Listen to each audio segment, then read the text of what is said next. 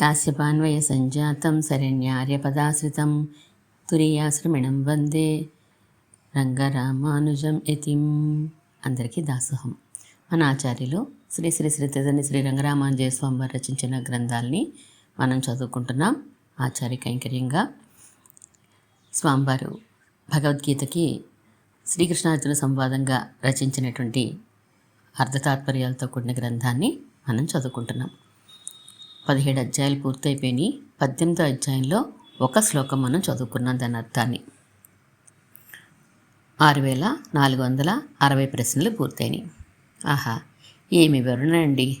దూడ ఉంటే కానీ గోవు పాలివ్వదు. దూడని నెపంగా చూపి పాలు పితికి ఆకలిగొన్న వారికి ధారపోస్తాడు పితికేవాడు అని శిష్యుడు సర్వోపనిషదో గావహ అనే శ్లోకానికి అర్థాన్ని గ్రహించాడు. సరిగ్గా గ్రహించావు. మనందరి కోసమే గీత. అర్జునుని నెపంగా పెట్టుకుని కృష్ణుడు ఉపదేశిస్తున్నాడు. తాను ఉపదేశించబోయే 66వ శ్లోకానికి బీజాలని 2వ శ్లోకంలో వెయ్యపోతూ దానికి నాందిగా ఈ మొదటి శ్లోకంలో అర్జునుడి చేత ప్రశ్న వేయించుకున్నాడు. ఆ 2వ శ్లోకం చదవనా? కామ్యానాం కర్మణాన్యాసం సన్యాసం కవయో విదుః సర్వకర్మ ఫలత్యాగం ప్రాహుః త్యాగం విచక్షణాః. Very good. 3వ శ్లోకం కూడా చదివేయకూడదు, కలిపి చెప్పుకుందాం. త్యాజ్యం దోషవదిత్యేకే కర్మ ప్రాహుర్మనీషిణః యజ్ఞదాన తపకర్మ నత్యాజ్యమితి చాపరే. అన్వయక్రమం విను. కేచన కవయః కామ్యానాం కర్మణాన్యాసం సన్యాసం విదుః కేచిత్ విచక్షణాః సర్వకర్మఫలత్యాగం త్యాగం ప్రాహుః ఏకే మనీషిణః దోషవత్ కర్మ త్యాజ్యమితి ప్రాహుః అపరే చ యజ్ఞదాన తపకర్మ నత్యాజ్యం ఇది ప్రాహుః. అబ్బో, చాలా అభిప్రాయ భేదాలు ఉన్నట్టున్నాయే. అవును, జాగ్రత్తగా తాత్పర్యం విను. కొందరు పండితులు కామ్యకర్మలన్నింటినీ విడవడమే సన్యాసం అని అంటారు. మరికొందరు పండితులు అన్ని కర్మల ఫలాన్ని విడవడం త్యాగం అని అంటారు. ఇంకొందరు పండితులు దోషాన్ని కలిగించే కర్మల్ని విడవాలి అని అంటారు.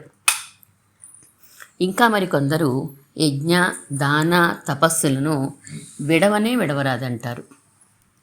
4 రకాలన్న వారన్నమాట. వీరిలో ఎవరిది కరెక్టు ఎవరిది కాదు అని డైరెక్ట్గా చెప్పడు కృష్ణుడు. తన అభిప్రాయం ఏంటో మాత్రమే చెప్తాడు. తన అభిప్రాయమే కదా మనకు కావాల్సింది.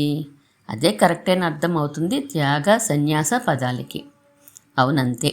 ఆయన అభిప్రాయం గురించి తర్వాతి శ్లోకాలకి వెళ్లే ముందు ఈ 2, 3 శ్లోకాల అర్థాన్ని బాగా తెలుసుకో. చెప్పండి, ఇంతకీ త్యాగమన్నా సన్యాసమన్నా ఒకటే అని అంటాడా కృష్ణుడు, లేదా వేరు అంటాడా? స్పష్టంగా నేరుగా ఆ మాట అనలేదు, కానీ తాను విషయాన్ని వివరిస్తున్నప్పుడు 2 పదాలని వాడేశాడు, విడవడం అనే అర్థంలో. అంటే విడుచుట అనే అర్థాన్ని చెప్పవలసిన చోట్ల కేవల త్యాగ పదమో లేదా కేవల సన్యాస పదమో వాడలేదు. రెండింటినీ పర్యాయ పదాలుగానే వాడేశాడు. ఎక్కడెక్కడ?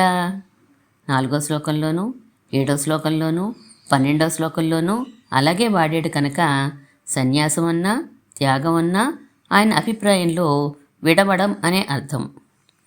సన్యాసత్యాగ ఇత్యుక్తః శరణాగతిరిత్యపి అనే నిఘంటు అర్థం కూడా ఇదివరకే చెప్పుకున్నాం కదా.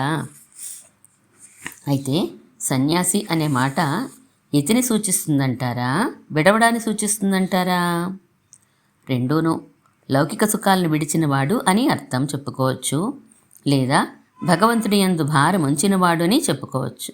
కొన్ని నియమాలతో భగవత్ చరణారవిందాల్ని పొందడానికి ప్రయత్నించేవాడు అని కూడా చెప్పుకోవచ్చు. విడవడం అనే కదా సన్యాసమన్నా త్యాగమన్నా. మీ ఉద్దేశంలో దేనిని విడవడం అంటారు? 4 విధాలుగా కదా చెప్పాడు లోకాభిప్రాయాన్ని. కృష్ణుడి అభిప్రాయం తెలుసుకోవడానికి ముందు ఆ 4 రకాల అభిప్రాయాలు తెలిసేసుకుందాం. విను, చెప్పండి. మొదటి రకం పండితులు కామ్యకర్మలే చేయవద్దు అంటారు. అంటే కొంచెం వివరించండి. నాకు అనారోగ్యం తగ్గాలి, నాకు ఐశ్వర్యం రావాలి, నాకు స్వర్గ సుఖాదులు కావాలి లాంటి కోరికలతో చేసే వాటిని కదా కామ్యకర్మలంటారు. ఇందుకోసం చిన్న పెద్ద యజ్ఞాలని, దానాలని, తపస్సులని ఎన్నో వాటిని వేదం మొదటి భాగంలో వివరించారు. వాటిని చేయవద్దు. అదే సన్యాస లేదా త్యాగ లక్షణం అంటారు వీరు. దోషం కాదా మానేస్తే? ఫలానా కోరిక తీరాలనుకుంటేనే వాటిని చెయ్యమని వేదం చెప్పింది కనుక ఆ కోరికనే అణిచేసుకుంటే ఆ కర్మని చేయనక్కర్లేదు కదా. సాధ్యమవుతుందా? ప్రయత్నం అంతే. అది మొదటివారి అభిప్రాయం. సరే, రెండోవారి అభిప్రాయమో అన్ని కర్మల్ని చేయవలసిందే. నిత్యకర్మనైనా, నైమిత్తిక కర్మనైనా, కామ్యకర్మనైనా, ప్రాయశ్చిత్త కర్మనైనా చేసి తీరాల్సిందే. కానీ ఫలాన్ని విడిచేయాలి. విడవడం అంటే నారాయణాయేతి సమర్పయామి, శ్రీమన్నారాయణాయేతి సమర్పయామి అంటూ చివరికి చెప్తాం చూసావా, అలా అన్నమాట. ఆ మాట అనడమే కదా సులువే. ఉత్తినే నోటితో అని ఊరుకుంటే ఎలా? మనస్సులో కూడా వదలాలి. అది ఎలాగా? మనం చేసిన దానికి ఫలం రాకపోయినా చిన్నపోకూడదు, వచ్చినా గంతులు వేసేయకూడదు. అది మనస్సులో వదలడం అంటే. ఫలం వస్తే గంతులు వేయకుండా ఉండడం ప్రయత్నించవచ్చేమో కానీ రాకపోతే చిన్నపోకుండా ఉండగలమా? ప్రాక్టీస్ చేయడమే. గుళ్ళోకి వెళ్ళేటప్పుడు కొబ్బరికాయ కొట్టి సమర్పించావు. అది నారాయణాయేతి సమర్పయామి అనే కదా సమర్పిస్తావు. ఆ పూజారి నైవేద్యం పెట్టిన తర్వాత సగం చెక్క నీకు ఇచ్చి తీరాలా అక్కర్లేదా? చిక్కు ప్రశ్నే. నైవేద్యం అయిన తర్వాత ప్రసాదంగా సగం చెక్క రావాలని కోరుకోవడం సర్వసాధారణం. కానీ దేవుడికి సగం చెప్పనే ఇస్తున్నానని సంకల్పం చేయడం లేదు కదా. అందుచేత పూజారి గారు నాకు మిగిలింది ఇస్తే తీసుకోవాలి, లేకపోతే లేదు. చిన్నపోవడం మాత్రం దోషమే. అదే నన్న మాట ఇక్కడ చెప్తున్నారు. సంతానం కావాలనే కోరికతో ఓ కామ్యకర్మ చేసేవనుకో, ఓ పారాయణో, ఓ యాగమో, ఓ వ్రతమో అన్నమాట. చేసిన తర్వాత నీకు ఇష్టం ఉన్నా లేకపోయినా నీ చేత ఆ పురోహితులు గారు నారాయణాయేతి సమర్పయామి అని చెప్పించేస్తారు. ఇక నువ్వు చేయగలిగేది ఏమీ ఉండదు. సంతానం కలిగిందా? కొబ్బరికాయలో కొంత వెనకకి గుళ్ళో పూజారి ఇచ్చినట్లుగా కలిగిందనుకుని పుచ్చుకోవడమే. కలగలేదా? మన వ్రతకర్మని సమర్పించేశాం కదా అనుకుని ఊరుకోవడమే. చిన్నపోకూడదు. బాగా అర్థమవుతోంది. ఎవరైనా స్వామీజీ దగ్గరకో పండితుల దగ్గరకో దక్షిణగా కొంత డబ్బును పట్టుకుని వెళ్తే అందులో కొంతవారు మనకి తిరిగి ఇచ్చేయాలని భావించం కదా. వారి ఆశీర్వచనాలు మనకు ఉండాలని అనుకుంటాం, అంతే. అలాగే భగవంతుడి అనుగ్రహం ఉండాలని అనుకోవాలి తప్ప నేను కోరిన దానినే భగవంతుడిచ్చి తీరాలి అని అనుకోకూడదు. అంతేనా? అంతే. ఇంకో ఉదాహరణ చెప్తాను విను. గుడికి వెళ్ళినప్పుడు ప్రసాదం తీసుకోవాలని ఆశిస్తాం. అందులో ఏం దోషం లేదు. కానీ ఆ ప్రసాదం శర్కర పొంగలే అయి ఉండాలి, లేదా దద్యోతనమే అయి ఉండాలి, లేదా పులిహోరే అయి ఉండాలి అని తగువులాడతామా? తగువులాడకూడదు. కానీ మనస్సు అయితే లాగుతూ ఉంటుంది. సర్వసాధారణంగా అక్కడ ఏది ఇస్తే దాన్ని పుచ్చేసుకుని వచ్చేస్తాం. మనస్సుని చిన్నపుచ్చుకోవడం పెద్దగా ఉండదు. కాసేపు సణిగితే సణుగుతాం, అంతే. సరిగ్గా ఇలాగే ఉండాలి కామ్యకర్మల విషయంలో. మనం కోరికలు తప్పవు, అవి తీర్చుకోవడానికి ప్రయత్నమూ తప్పదు. ఆ ప్రయత్నాల్లో భాగంగా జపమో, తపమో, వ్రతమో, యజ్ఞమో, యాగమో, పారాయణో కూడా తప్పవు. అయితే దానివలన భగవద్ అనుగ్రహం కలుగుతుందని భావించాలి తప్ప ఆ అనుగ్రహం ఖచ్చితంగా తామనుకున్న కోరిక నెరవేరడమే అవ్వాలి అని అనుకోకూడదు. చెప్పడానికి వినడానికి బాగుందేమో కానీ దుకాణదారుడి దగ్గరికి వెళ్ళి 50 రూపాయలు ఇచ్చి కందిపప్పు కేజీ ఇమ్మని అడిగితే అతగాడు ఏ పప్పు ఇచ్చినా ఊరుకుంటామా? పప్పు ఇవ్వకపోయినా ఊరుకుంటామా? అది విషయం. సరిగ్గా నేను నీకు ఏం చెప్పాలనుకుంటున్నానో అక్కడికి చక్కగా వచ్చేసావు. ఏంటండోయ్ అది? భగవంతుణ్ణి ఒక దుకాణదారుడిగా చూడవద్దు అని. ఓ ఇదా ఆ రెండవ రకపు పండితుల అభిప్రాయము? అవును, నేను ఇది చేశాను కనుక నువ్వు అది నాకు ఇయ్యి అనేది కుదరదు. ఈ రెండవ రకపు పండితుల అభిప్రాయంలో నేనేమీ చెయ్యనయ్యా అనేది మొదటి రకపు పండితుల అభిప్రాయం. అర్థమైంది? మొదటి రకపు పండితులు చేయవద్దంటారు. రెండో రకపు పండితులు చేస్తే చెయ్యి కానీ ఏదొచ్చినా పట్టించుకోకు అంటారు. ఇక మూడవ రకం వారు ఏమంటారంటే దోషాన్ని కలుగచేసేవి చెయ్యకయ్యా, మిగిలినవి చేసుకో పర్వాలేదు అని అంటారు. దోషాన్ని కలుగజేసేవంటే వేదంలో కొన్ని యజ్ఞయాగాదులలో పశుబలి తప్పదు. అలాంటి హింసతో కూడినవి మానేయి. అది విడవడం అంటే. అంతే తప్ప హింసలేని పారాయణలు, జపాలు, యజ్ఞాలు, వ్రతాలు హాయిగా చేసుకో అంటారు వీరు. ఓహోహో, ఇందులోనే ఇంకో రకం వారున్నారు. హింస ఉన్నా లేకపోయినా పునర్జన్మని కలిగించే కర్మల్ని విడిచిపెట్టేవయ్యా, అది త్యాగం అంటే అంటారు. అన్నీ సమంజసంగానే కనిపిస్తున్నాయి కదండీ. ఒక ఆయన చేతిలో అన్నం ముద్ద పట్టుకుని ఉన్నాడు తినడానికి సిద్ధంగా. ఇంకో చేతిలో మిఠాయి ఉండ పట్టుకుని ఉన్నాడు. నువ్వు వెళ్ళి వద్దు వద్దు అన్నావు. దేనిని వద్దన్నట్లు? నిజమే సుమా, పట్టుకోవడం వద్దన్నానా, పట్టుకున్నా తినడం వద్దన్నానా, అన్నం ముద్దని వద్దన్నానా, మిఠాయినన్నానా? చిక్కే నిర్ణయించుకోవడం. ఇలాంటి చిక్కే వస్తోంది విడవడం అంటేనే. దేనిని విడవాలి, ఎలా విడవాలి? సహజమేగా కన్ఫ్యూషను చాలా.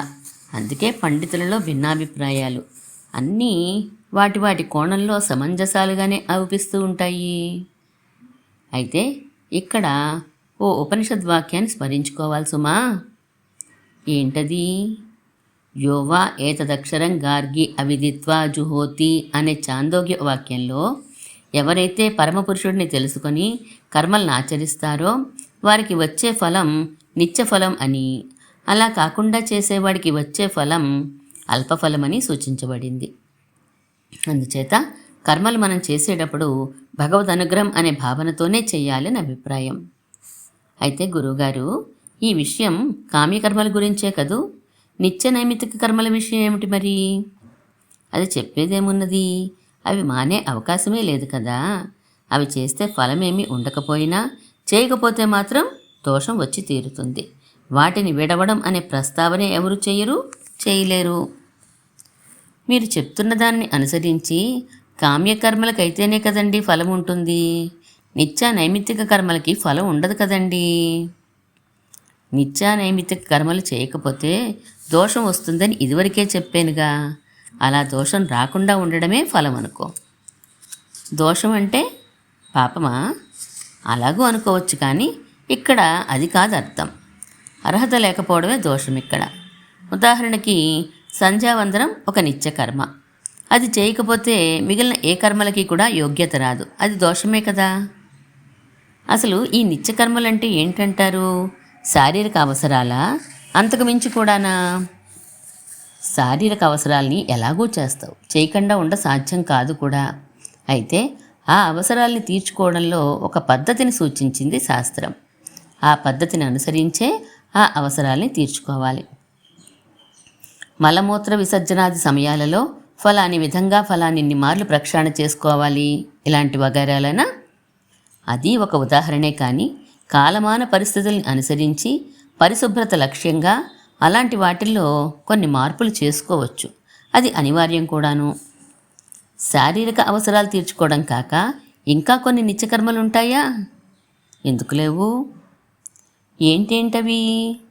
అన్నింటి జాబితా ఇప్పుడు సాధ్యం కాదు, కానీ ప్రధానంగా సంధ్యావందనం, దేవతారాధన, వేదాది గ్రంథ అధ్యయనము, తల్లిదండ్రుల ఏడ సరిగ్గా ప్రవర్తన, అతిథుల్ని ఆదరించడం, తన చుట్టూ తనని ఆశ్రయించిన వారి మంచి చెడ్డలు చూడడం వగైరా వగైరాలు. నుదుట తప్పనిసరిగా బొట్టు పెట్టుకోవడం, కనీసం 2 వస్త్రాలను ధరించడం, 3 సంధ్యల్లో స్నానం చేయడం వగైరాలు కూడా నిత్యకర్మల్లోకే వస్తాయా? తప్పనిసరిగా చేయవలసినవన్నీ నిత్యకర్మల్లోకే వస్తాయి. బ్రహ్మచారులు, గృహస్థులు కూడా ప్రతిరోజు చిన్న హోమం లాంటిది చేసి తీరాలి. దానినే ఔపాసన అంటారు. ఎవరికైనా ఏదైనా ఇవ్వడమే దానం. ఏకాగ్రతగా మనసు నుంచుకోవడం, శాస్త్ర పద్ధతిలో శరీరాన్ని కృషింప చేసుకోవడం తపస్సులే. అందుచేత నిత్యకర్మలలో కూడా యజ్ఞ, దాన, తపకర్మలుంటాయని గుర్తుంచుకోవాలి. అరే, నేను అలా అనుకోవడం లేదే. యజ్ఞ, దాన, తపకర్మలంటే కామ్యకర్మలలోనే ఉంటాయని నా భావన. అవసరం లేదు. నిత్య నైమిత్తిక ప్రాయశ్చిత్త కర్మలలోనూ యజ్ఞ, దాన, తపకర్మలు ఉండవచ్చు. ఓహో, ఇంకో విషయం విను. కామ్యకర్మలు 2 విధాలుగా ఉంటాయి. అవునా? అసలు కామ్యం అంటే ఏంటి? కోరదగినది, అనుభవించదగినది అని అర్థం. ఇవి 2 రకాలు, ప్రత్యేకము, సాధారణము అని. స్పెసిఫిక్, జనరల్ అన్నమాట. అన్నీ మోక్ష విరోధులేనా? అలాంటి అభిప్రాయం జనరల్గా ఉన్నది. కామ్యకర్మ అనేసరికి మోక్ష విరోధి అని. అలా అని రూలేమీ లేదు. కానీ మోక్ష విరోధులైన కామ్యకర్మలు అనడం ఒక పరిపాటి అయిపోయింది అంతే. మరి కొంచెం వివరించండి ఈ కాన్సెప్ట్ని. ఇదేదో క్రొత్తగా ఉంది. మంచి శుభ్రమైన వస్త్రాలు ధరించాలనిపించడం, మంచి రుచికరమైన భోజనం చేయాలనిపించడం మోక్ష విరోధి అవుతుందా అవదా? ఏమో నేను చెప్పలేను. మోక్ష విరోధే అనుకుందాం. అప్పుడు ఇంక కుళ్ళు గుడ్డలు కట్టుకుని తిరిగే వాళ్ళకి, చాలని రుచి పచ్చి లేని తిండి తినే వాళ్ళకి మాత్రమే మోక్షం వస్తుంది అని సిద్ధాంతం చేయాల్సి ఉంటుంది. అందుచేత అవి మోక్ష విరోధులు అనడానికి వీల్లేదండి. కానీ అలా మంచి వస్త్రాలు అన్నపానాలు కావాలని ఏదైనా యజ్ఞమో దానమో తపమో చేస్తే అది కామ్యకర్మ అవుతుందా లేదా? అవి ఎందుకు కావాలనుకుంటున్నాడు అన్న దానిని అనుసరించి వాటిని కామ్యకర్మ అనాలో లేదో తేలుతుంది. అంటే అది తన కనీస అవసరమా, ఇంద్రియాల ఆలస్యని తృప్తిపరచడానికా, ఇంకా ఏదైనా కారణమా? వేదాది శాస్త్రాలలో ఫలానా సమయంలో ఫలానా చెయ్యండి, ఫలానాది జరిగినప్పుడు ఫలానా విధంగా చెయ్యండి, మీరు సుఖపడతారు అని ఉంటుంది. ఇవి కొన్ని నైమిత్తికాలుగా కనిపిస్తాయి, మరికొన్ని కామ్యాలుగా కనిపిస్తాయి. అర్థం కాలేదు. పిల్లాడు పుట్టాడు, నక్షత్రం మంచిది కాదు, శాంతులు చేయాలి, దానాలు ఇవ్వాలి అన్నారు. లేదా గ్రహణం వచ్చింది, ఫలానా నక్షత్రం వారు దానాలు ఇవ్వాలి అన్నారు. ఇలాంటి సందర్భాలలో చెడిపోవడం శుభం కలగడం ఫలంగా చెప్తారు. ఇవి నైమిత్తికాల కామ్యాల అనే మీమాంస కలిగి కొందరు చేస్తారు, కొందరు మానేస్తారు. ఏది కరెక్టు? నీకు రంభాది అప్సరసలతో భోగించాలని ఉన్నదా? ఫలానా యాగం చెయ్యి. మంచి సంతానం కలగాలనుందా? ఫలానా వ్రతం చెయ్యి. ఇవి చెప్పింది వేదం. సాధారణంగా వీటినన్నిటినీ కామ్యకర్మలుగానే కేటగరైజ్ చేస్తాం. వేదాంతులు ఇలాంటివి చేయడానికి ఇష్టపడరు. తీవ్ర అనారోగ్యం కలిగింది, ఫలానా హోమం తగ్గుతుంది అని అన్నారు. డబ్బంతా వ్యాపారంలో పోయింది, రోజు గడవడమే కష్టంగా ఉంది, ఫలానా విధంగా లక్ష్మీదేవి ఆరాధన చేస్తే తిరిగి పరిస్థితి అనుకూలంగా మారుతుంది అన్నారు. ఇవి కామ్యకర్మలా, తప్పనిసరి అవసరాలా? అబ్బో, చాలా కోణాల్లో ఆలోచించాలే. మొత్తం మీద ఒక విశాలమైన దృష్టితో చూసి కానీ విడవడం, కర్మల్ని మానడం చేయి సాధ్యం కాదు. త్యాగం, సన్యాసం పదాలకి అర్థమేమిటో తెలియ సాధ్యం కాదు. ఇంతకీ విడవడం అనే పదానికి దేనిని ఎలా విడవాలని కృష్ణుడు ఉద్దేశం? 4వ శ్లోకం చూడు. నిశ్చయం శృణుమే తత్ర త్యాగే భరత సత్తమా, త్యాగో హి పురుష వ్యాఘ్ర త్రివిధ సంప్రకీర్తితః. అన్వయం భరత సత్తమా తత్ర త్యాగే మే నిశ్చయం శృణు, పురుష వ్యాఘ్ర త్యాగ త్రివిధ సంప్రకీర్తిత అని తాత్పర్యం విందాం. అర్జున, విడవడం, త్యాగం విషయంలో నా అభిప్రాయం విను. ఈ త్యాగం 3 విధాలుగా ఉంటుంది కదా. 3 విధాలుగా అంటే సాత్విక, రాజస, తామసములనేనా మళ్ళా వివరించబోతారు? అది చెప్తాడు, కానీ ఇక్కడ కాదు. 9, 8, 7 శ్లోకాల్లో చెప్తారు. ఇక్కడ చెప్పేది ఇదివరకు చెప్పిన విషయమే. ఇదివరకంటే 3వ అధ్యాయపు 30వ శ్లోకంలో చెప్పిన దానిని ఇక్కడ ప్రస్తావిస్తున్నారు కనుకనే హీ కదా అన్నారు ఈ శ్లోకంలో. అక్కడ ఏమన్నారో గుర్తులేదు, మరోమారు చెప్పండి. మయి సర్వాణి కర్మాణి సన్యస్య అధ్యాత్మచేతస నిరాశైః నిర్మమో భూత్వా యుజ్యస్వ విగతజ్వరః అని 3లో 30వ శ్లోకం. నా యందు కర్తృత్వాన్ని ఉంచి ఫలమందు ఆశపడక కర్మ మీద మోజు పడిపోకుండా యుద్ధం చెయ్యి అని అర్థం సుమారుగా. ప్రస్తుతానికి ఈ శ్లోకానికి సంబంధం ఏంటి? త్యాగం, విడవడం గురించి కదా చర్చ నడుస్తోంది. ఆ విడవడం అనేది 3 రూపాలుగా చేయవచ్చును. కర్మనే విడిచేయడం కాక 3 విధాలు అని అర్థం చేసుకో మొదట. ఓహో, కర్మని విడవడం కాక 3 విధాలు విడవడం ఉంటుందా? అంటే 4 విధాల విడవడం అన్నమాట. కర్మనే విడవడం పనికొస్తుందో లేదో 5వ శ్లోకంలో చెప్తారు.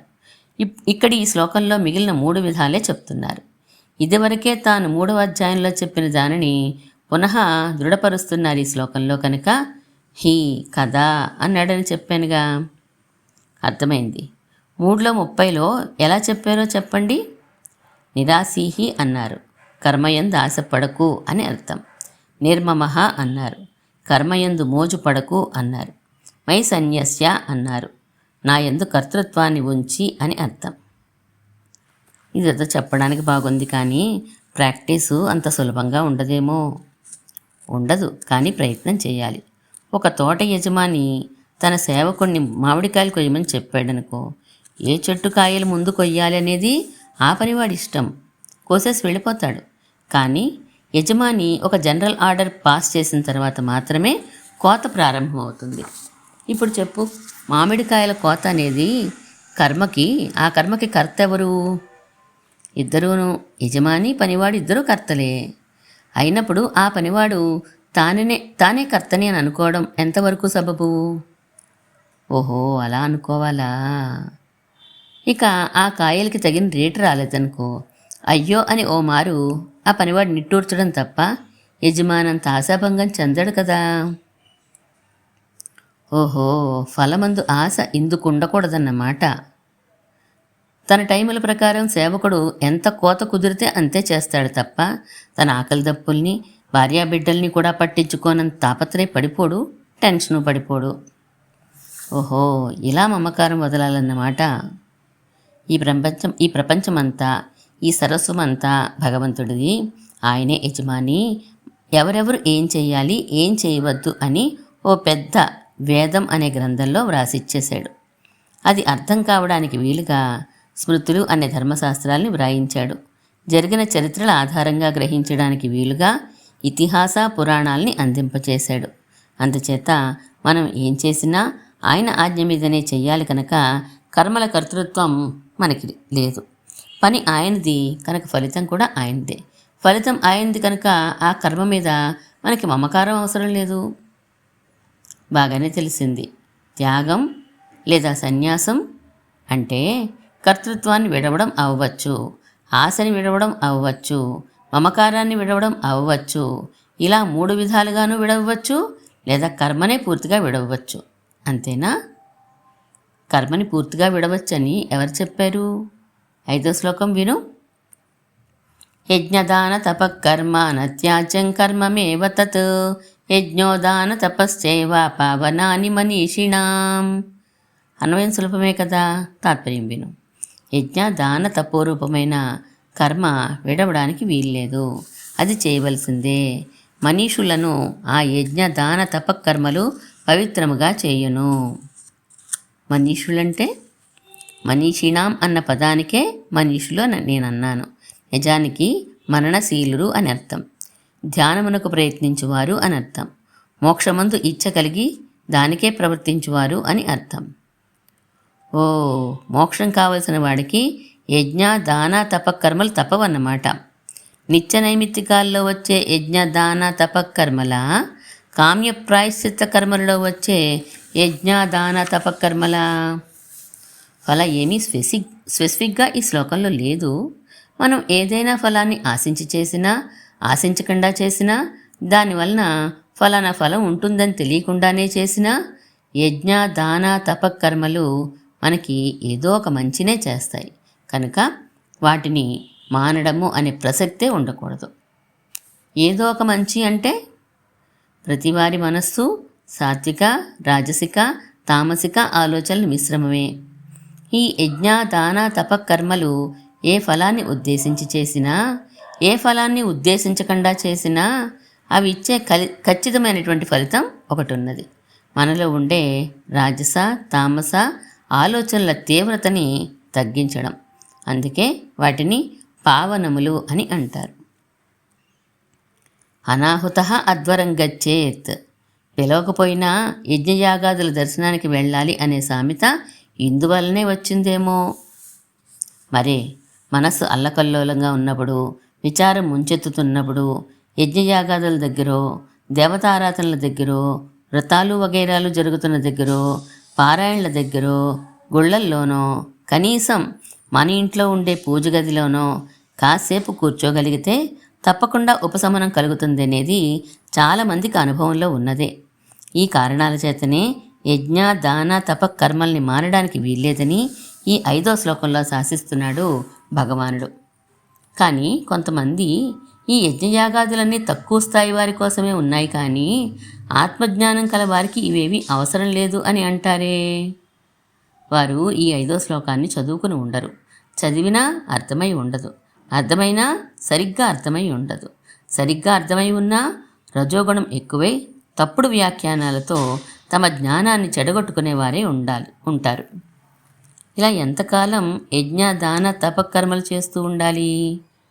ముముక్షుగా ఉన్నంతకాలం. అదేంటది? జీవితపు చివరి క్షణం వరకు ముముక్షుగానే ఉంటాడు కదూ ఉపాసకుడు.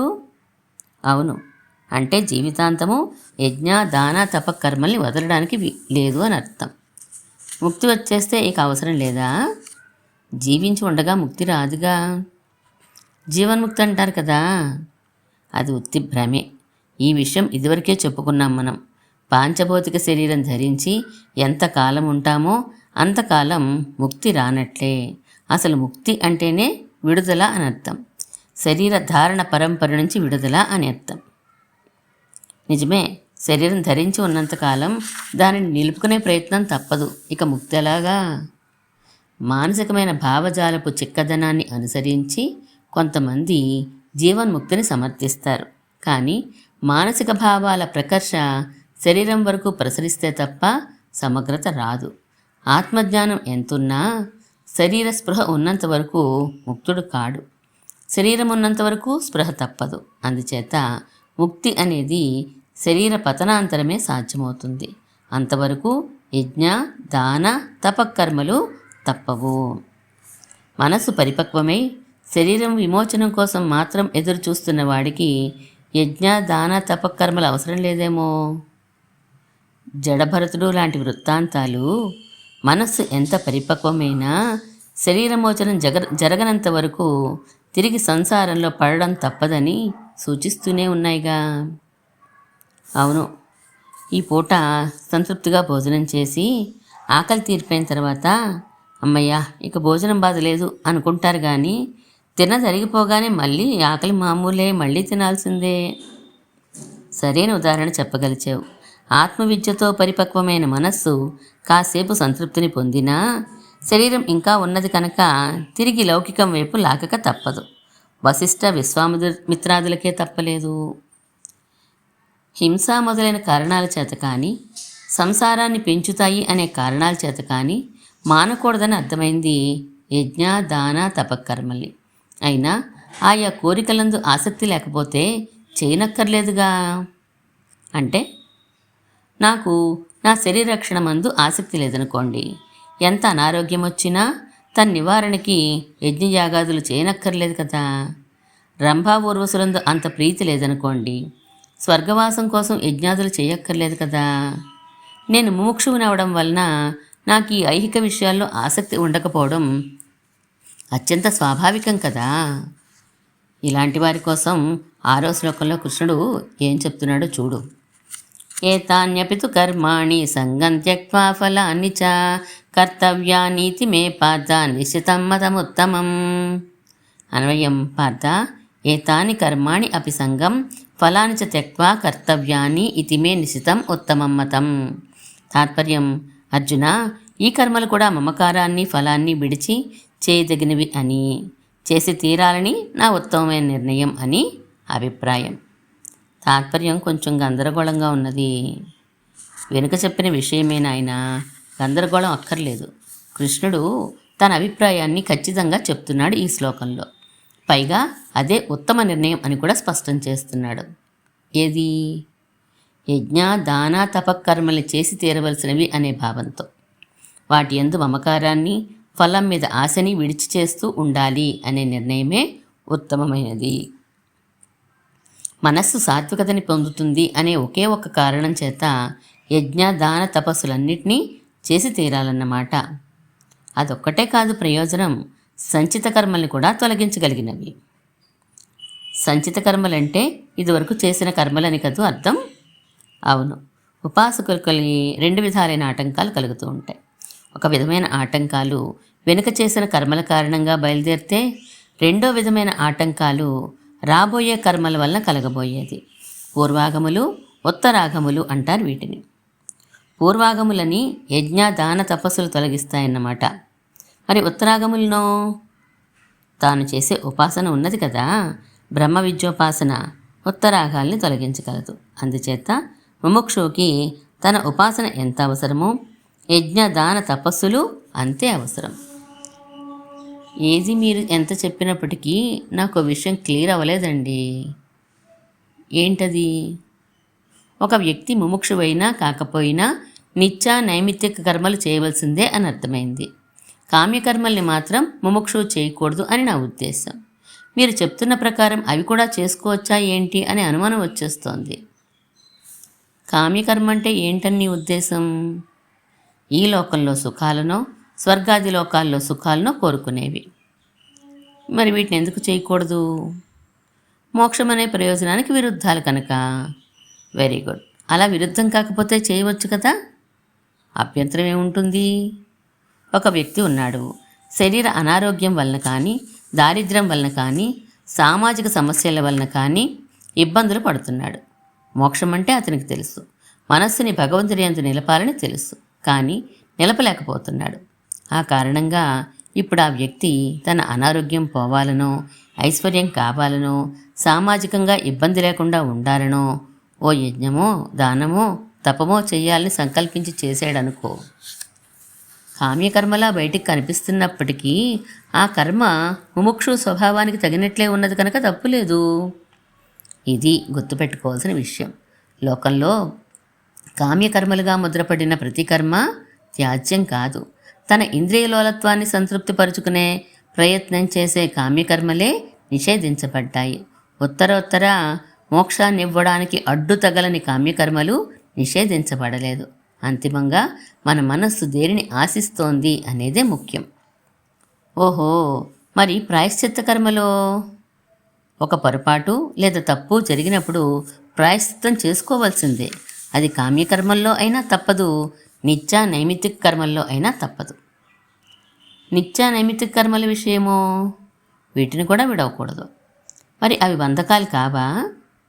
నిత్య నైమిత్తిక కర్మలు చేసినందువలన ఒక ఫలం రాదని, చేయకపోతే మాత్రం దోషం వస్తుందని ఇదివరకే చెప్పాను కదా. ఫలమే రానప్పుడు బంధకాలు ఎలా అవుతాయి? ఇలాంటి పొరపాటు ఆలోచనలతో ఎవరైనా నిత్య నైమిత్తిక కర్మల్ని మానేస్తే వారిది తామస త్యాగం అంటారు. తర్వాత గురువుగారు 7వ శ్లోకాన్ని వివరించబోతున్నారు. ఇప్పటి వరకు మనం శ్రీకృష్ణార్జున సంవాదంలో 6554 ప్రశ్నలు మనం చదువుకున్నాం. 18వ అధ్యాయంలో 6 ప్రశ్నల్ని మనం చదువుకున్నాం. శ్రీమన్మహాభూతపురే శ్రీమత్కేశవ యజ్వరః కాంతిమత్యాం ప్రసూతాయ ఇతి రాజాయ మంగళం.